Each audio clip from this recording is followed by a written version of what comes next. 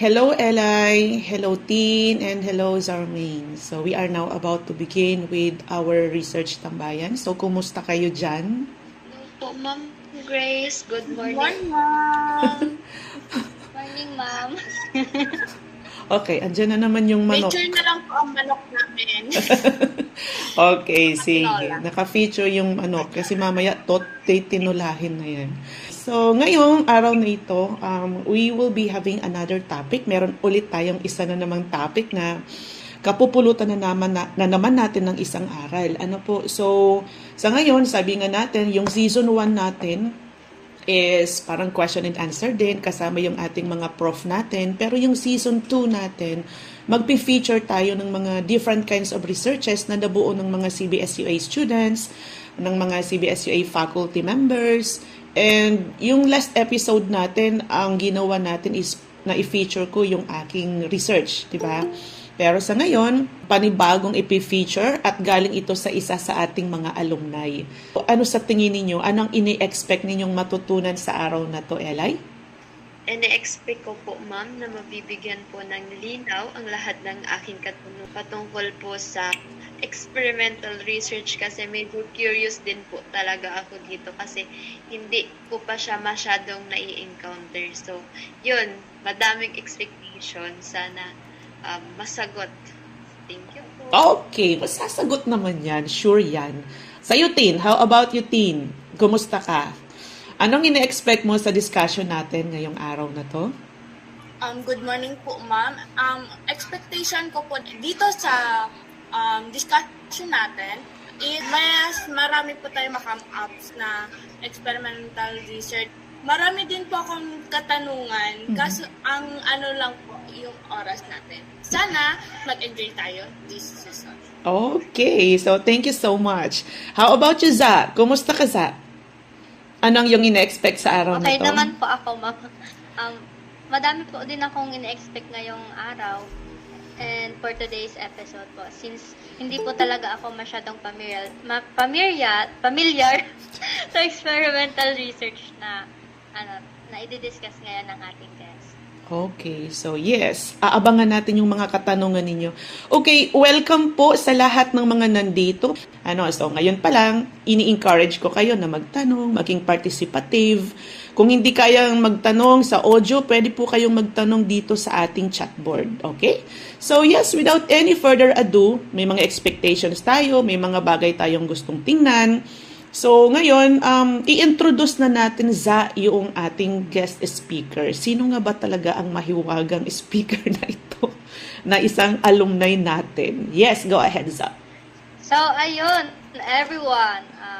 Alright, everyone, for today's episode, we have a very inspiring guest who represents huge dedication, excellence, and innovation in the field of environmental science. Mm-hmm. So, he is a former Sangguniang Kabataan Counselor in Barangay Makat, Pasacao Camarines and a former local youth department head under the Municipal Youth Official Program of the Municipality of Pasacao in the year 2022. Mm-hmm. He also served as a research enumerator for the conduct of community greenhouse gas inventory of Naga City Environment and Natural Resources Office in the year 2024.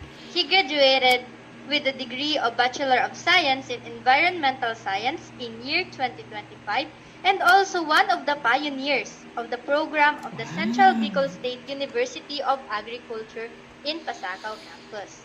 During his college years, he served as the Internal Secretary of the Environmental Conservationist Organization or the ECO for 2 years and joined several activities and programs related to environmental protection and conservation. And currently, he is now working at the local government unit of Pasacao under the office of the Sangguniang Bayan. Today, he will be sharing his insights about experimental research and their study on banana pseudostem as a potential bioplastic. Let's all welcome Mr. Edsel Inocencio. Welcome, sir. Nandito na po kayo. Hello, ma'am. Good morning po. Hello, good morning. So, ayan siya. Actually, parang naging estudyante ko pa to si Sir Edsel. Okay, so welcome sa ating research tambayan. So, kumusta ka, Sir Edsel? So far, ma'am, kinakabahan kasi po first time ko itong ma-invite sa ganitong, event po or yung podcast. Medyo kabado po ng konti. Pero okay naman. Oo naman, kasi pinagmamalaki ka namin. Okay, so sige po, Sir Edsel. We are so interested to know. Ito kasi, alam nyo everyone, itong study ni Sir Edsel patungkol sa potential replacement for a plastic galing sa banana, ay ikukwento niya sa atin kung paano niya ginawa. Okay? So, sige, interested po kaming malaman kung ano ba yung pinaka-purpose, kung bakit niyo nagawa ang research na to. So, go ahead, floor is yours. Okay po, please allow me to share my screen. You know everyone, interesting itong pag-aralan at particularly itong ginawa kasi ni na Sir Edsel, isa itong potential na paraan kung paano natin may eliminate yung mga plastic. So, sige po, go ahead please. Okay po. Is the presentation visible na po sa inyong screen? Okay na po, visible. Okay po. So ayan, magandang araw po sa inyong lahat and thank you so much, Ma'am Grace, for having me as your guest speaker for today's podcast session na po. So before I start my presentation, or before I discuss our research, may konting tanong lang po ako, And you can raise your hand kapag nakaka-relate po kayo. And you can use the reaction button po, So for my question number 1, sino dito yung may mga love life? Sino yung may mga love life? Oh. Walang love life. Wala, siguro wala. Ayan, so sino naman dito yung wala? Itaas na yung mga kamay. Wala si Charmaine kasi tumatawa lang siya. Ayan, for my next question, experience asking you a question, what if? What if umamin ako kay crush? What if hindi niya ako gusto? Or what if kami talaga in the end? So, these questions create excitement and fear and also curiosity. And interestingly, ganito rin po nagsimula ang research. In love, we always ask, what if siya na? But in research, we ask ourselves, what if this works? Because research also begins with a what if. What if this material can solve a certain problem? What if this idea can improve people's lives? And what if failure is actually part of the discovery? Now, our study is entitled An Analysis of Banana Soda Stem as a Potential Bioplastic. So, in experimental research, we tested the ideas by manipulating the variables and observing results. So, in our case, we tested different banana varieties to evaluate their potential as a bioplastic material. Kasi alam naman natin lahat, siguro po plastic is everywhere. From pagkain, packaging, hanggang sa araw-araw natin ginagamit. So, minsan nga, di natin namamalayan, nasa kaibigan na pala natin yung plastic. Dala-dala ng kaibigan natin yung plastic bottle or yung plastic bag. Pero ang problema, most of this plastic are not biodegradable. Meaning, once na ginamit natin sila, it stays on the environment for hundreds of years. So, as an environmental science student at that time, we ask ourselves, what if we can provide or create a solution for that certain problem? At doon na pumasok yung idea to create a biodegradable plastic as an alternative. And also during that time, I don't know if you are familiar with this particular ordinance stating that there's no to single-use plastic ordinance in Pasakaw. It was already implemented during that time. And during our discussions, doon na namin na found out, with the help of search engines, doon namin na found out na pwede pala yung agricultural product or residual waste galing sa saging. For those who are asking, ano ba yung banana soda stem? Ito po yung katawan ng saging, after harvest po yung bunga, kadalasan tinatapon lang siya. So doon po kami pumasok. So from that something na basura, we tried to turn it into something na mapapakinabangan pa. Now, ano nga ba ang research namin? So yan, napakita ko na po sa inyo yung title. And then this is the statement of the problem. Huwag ko na po isa-isahin. We just try to evaluate if this banana charge stem has a potential to become a bioplastic and replace sana yung polyethylene plastic. Ayan. And this is our hypothesis. I would just like to correct my statement last night. We have two null hypotheses. There's no significant difference among the banana varieties in terms of yield of bioplastics. And our second hypothesis, there is no significant difference between the level of efficiency of the banana bioplastic and regular plastic in terms of water vapor transmission rate, thermal stability, and biodegradability. Now, let's go to the procedures. Paano nga namin ginawa yung proseso? This is the work procedure for the phase 1. Syempre, we gathered the materials. Ganap kami ng iba't ibang klaseng species ng banana na available dito sa Pasakaw. And meron kami nakuhang 4. Yung Saba, Bungulan, Tatundan, at Senyorita. And this is our first process to blend it and to refine it. And then, for phase 2, we used chemical treatments to dissolve those unwanted materials in the banana shoulder stem. And we also, as you can see po, we have here the measuring tools or the test kit to ensure po the Mukhang hindi gumagalaw yung PowerPoint presentation mo. That is an observation from Sir Mike. Hello, Doc Mike. Thank you for joining us. Hindi po yata gumagalaw. Okay ba, ma'am? Okay. Pagalaw. Sorry. Napaka-interesting ng topic na to. And we should all have an ears to it. Makakatulong tong malaki sa environment natin. Ayan. So, napakita ko na po kanina. This is the statement of the problem. The hypothesis and the work procedure for the phase 1. And for the phase 2, yan po. And for the final process, naglagay na po kami ng mga tawag nito, yung iba pang materials sa kinakailangan para po ma-form yung bioplastic. And then the last steps po is to form it sa isang halmahan po or sa isang tray.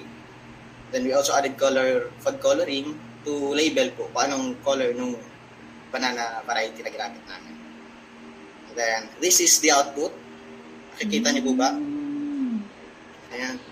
So as you can see po, mayroon din po siyang pagkakahawig dun sa polyethylene plastic, pero hindi pa siya ganun kaganda. And then for the Saba, ito po yung output niya. Ganun din po, shiny and plus medyo plastic din po. And then the Bungulan, and then the Latundan po. That is the output for the Latundan. And for our results, ayan po, para po ma-test namin yung nasa SOP namin, ayan po, we always had documentations po, which is the documentation for the yield. And then this is the biodegradability. As you can see po, this was the result po after our 15 days. We burned it for 15 days. And then the record shows po na habang tumatagal, mas mabilis po siyang mabulok. I'm sorry if I cannot provide the side-by-side comparison between the polyethylene plastic because the pictures was already deleted by our former member po. Kasi po nasira yung phone niya, limited formatted. And then, this is the result, data-related results. Kaya kung makikita niyo po, mapapansin niyo po, mas mataas po yung yield ng Saba. And then, for the biodegradability, this is the side-by-side comparison. Yung polyethylene po, 1% lang yung biodegradability niya, and then yung the rest, medyo mataas. So, meaning, mas mabilis talaga mabulok yung banana bioplastic na nagawa namin based on our test. And then the biodegradability, this is not biodegradability. This is thermal stability. I'm sorry, I didn't put it. So, thermal stability, yan po, same test din lang din po yung ginawa namin. And then, the result shows po, mas okay po yung polyethylene plastic compared po dun sa banana bioplastic in terms of thermal stability. And then, ayan po, we use ANOVA, two-way with replication. So, you might be asking, bakit po two-way ANOVA with replication ginagawa namin? Or yung ginamit namin statistical treatment. Yung statistical treatment po kasi namin is kailangan po namin magpalit ng sample each test po para po magkaroon po kami ng consistent results. Kasi po kung one way kung without replication po yung gagamitin namin, baka po hindi kayo makakuha ng consistent result. So meaning po, every test pinapalitan namin yung sample. And then for the water vapor transmission rate, this is the result. Ito po yung isa sa pinaka-problema namin when it comes to our banana bioplastic. So, madali po sa kanyang tumagos yung tubig. Meaning, soluble po siya sa water and it can be easily destroyed when attached with water. And, water vapor can pass through them easily, unlike the polyethylene plastic. So, ayan. Thank you so much po. Ayan po yung aming research. Siguro additional na lang po, I found out may potential talaga siya as a banana shadow stem or as a banana bioplastic material. Pero just like sabi ko nga, other relationships, hindi rin siya perfect. Sabi ito na si speaker ruhog. So ganun po talaga kadalasan yung results sa research. But we must stick to it kahit di siya perfect. Nagba-vary po yung result depending on the banana variety. So meaning, promising siya pero kailangan pa ng improvement. And doon na po papasok yung mga future research. Now, bakit po importante yung study namin? Siguro po, first, for waste utilization. Gaya po ng nabanggit ko kanina, our raw materials is a byproduct or the waste material from agricultural industry, which is the banana shadow stem. So instead na itapon lang, magagamit pa siya. And then secondly, environmental sustainability. Sabi ko nga, if we can provide a better solution, less plastic means less pollution. And lastly, for local innovation. Dahil alam po natin, di ba, abundant yung saging dito sa Pilipinas. Based on our research also, Philippines is one of the major producer of banana. So meaning, marami po tayong katawan ng saging dyan sa tabi-tabi po. But of course, hindi naman naging madali yung aming journey. We experience inconsistent results, trials and errors, limited time and materials. And also, pero doon namin na-realize, research is not just about getting perfect results. It's about learning from the process. Kasi every attempt ay may tinuturo. Every unexpected result ay may meaning po. So personally, pinakamalaking lesson na tunan ko is this. Hindi sapat na matalino ka lang. Kailangan mo rin ng patience, consistency, at lakas ng loob at huwag patuloy. Kasi po kadalasan na napapansin ko sa mga student researcher, when they experience failure, hindi sila nagpapatuloy. Kadalasan nga dito pa nasisira yung mga group.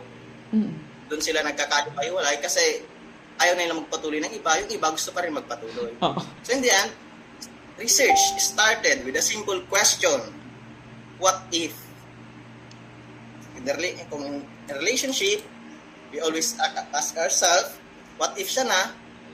In research, we ask ourselves, what if this works? So if may simple pa yung tinatapon lang, and through the experimentation, these questions became the data, and the data became step closer to solving real-world problems. Yun lang po siguro for our research. Okay, so Okay, sir. Thank you so much. Napakaganda. As I look at your presentation, habang pinapakinggan kita, ang daming pumasok sa isip ko. Yung experimental research, isa ito sa klase ng mga researches na napaka-fulfilling. At isa sa mga na-take ko or nakuha ko dito sa yung sinabi or yung present is that yung documentation pala is very important. Everyone, take note everyone. Along the way, when you choose the experimental research, lagi kayong magsisecure ng documentation doon sa ginagawa ninyo along the way. So, very important pala yun. Of course, aside from that, may katanungan itong aking mga kasama. So, yes. How about you, Eli? Hi, Ma'am Grace, I'm speechless. Speechless talaga ako. Hindi ko alam yung sasabihin ko. So, yun, nakakatuwa po, sir, yung research na ginawa nyo. Parang napapanahon po talaga siya kasi considering na dapat environmental friendly tayo. So, curious lang po kasi ako habang nakita ninyo ang output ng research ninyo, tapos very promising po siya. Ano po ba yung intended nyo na gawin? Or ano po ba yung plan ninyo? So since promising po yung outcome ng research namin, yung next step po talaga namin is to further develop and improve the material. Kasi po right now, nasa experimental stage pa lang siya, so we are looking forward into improving its durability. Siguro making it more flexible and consistent and testing it in a long biodegradability test po siguro. We have a limited resources and limited time at that time. But we are also looking forward to addressing the problem. Lalong-lalo na po when it comes to water solubility because it's one of the major flaws na nakikita namin sa aming product. Ano po? Kung maka-counteract lang sana namin yon, that is one of the great achievement na magagawa po siguro namin. And another plan is to explore its scalability. Kung paano siya pwede gawin sa sa laboratory, hindi lang sa laboratory kundi sa mas malaking production setting. Kasi po ang goal namin ng research or ang goal ng research namin hindi lang basta matapos kundi magkaroon ng real world application. So we are also open for possible collaboration with future researchers kung meron pong gusto sa inyo or institutions or agencies na pwedeng tumulong para po mas ma-develop pa itong idea into the actual product. So at the end of the day, we want this research to go beyond the academic requirement. We want it to become a part of the solution sa problem ng plastic pollution. So I hope that answers your question. Okay, napakaganda at napaka-noble ng intention. Kailangan talaga kasi natin yan, ano? Kaya yung mga nagre-research, you can have a collaboration. If you are interested na mai-continue yung kanilang ginawa at mai-improve yung kanilang ginawa, you are welcome. Pwede niyo silang i-contact, si Sir Edsel. Pwede niyo i-contact or you can definitely talk to us about it. So, pwede ninyong i-work out yan. Ano po? So, napakaganda ng intention, sir. I hope na may mai-continue pa ulit ito kasi hindi lang siya tulong sa environment but innovation ito ng mga local na kabataan dito sa atin. Nangangarap kasi ako na one of these days, may mga inventors na galing dito sa atin ang ma-recognize worldwide and hopefully international. So, yes, how about you, Tin? Ano ba yung question mo? For sure, meron ka ring baon dyan. Yes, Tin? Good morning, sir. May tanong lang po ako. Ano po ba yung ginawa niyong process doon sa inyong ginawang research? Okay. Maybe asking what is the process of experimental research? Oo, parang ganun nga, sir. So, before we discuss the process, I've already stated the definition of experimental research, which is the scientific method where we deliberately change one factor to observe its effect on another factor while controlling everything else. Simple terms, you test, you observe, and then you conclude.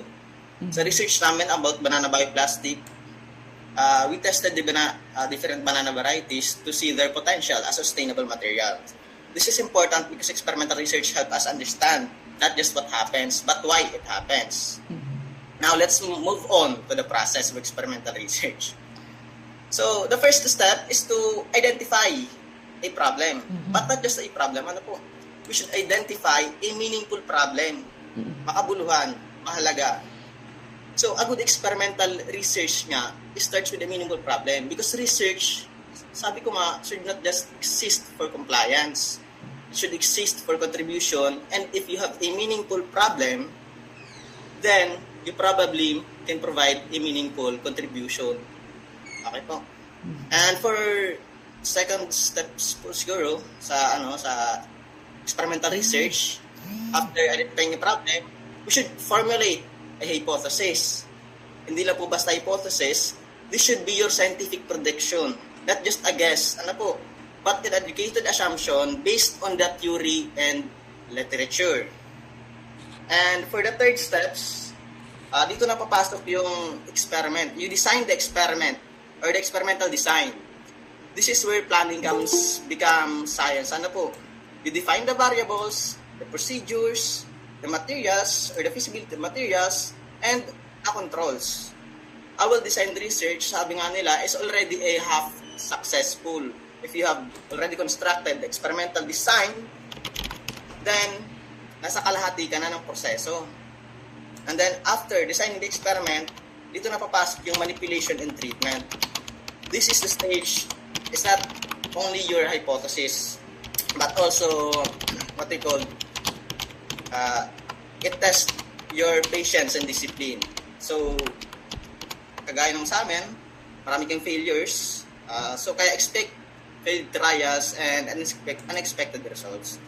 So, because in research, mistakes are not enemies. They are information. And then, for number 5, yun na, after the experiments, you observe and you measure. Yung kagaya pa ng sabi ko kanina, bago lang, you should always document in this part, ano po, observation and measurement. Dapat may documentation tayo lagi. And then, number 10 is the story. Statistical tools help us to transform the observations into scientific evidence, which in our case, we use the TUI ANOVA with replication. And finally, we should came up with the conclusion, or the number 6, the analysis and conclusion.